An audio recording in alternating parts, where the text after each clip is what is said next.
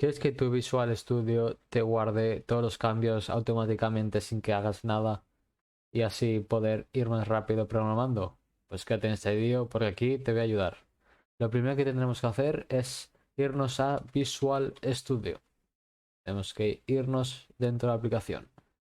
Y cuando estemos aquí nos aparecerá así, en Welcome, no sé qué, o si tenéis algunos archivos que estáis programando, pues os saldrán por aquí o por aquí.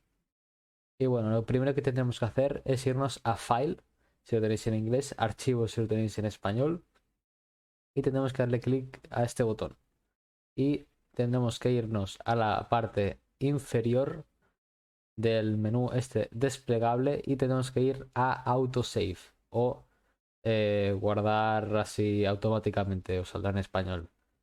Y le tenemos que dar a Autosave. Entonces, ahora mismo, si hacemos cambios, o sea, escribimos en un archivo de Visual Studio, automáticamente en cada letra se os guardará el archivo para así pues ir más rápido y pues a la hora de ver el archivo en el navegador con el Alt B pues irá mucho más rápido. O sea, tenéis que entrar en el navegador y ya estaría.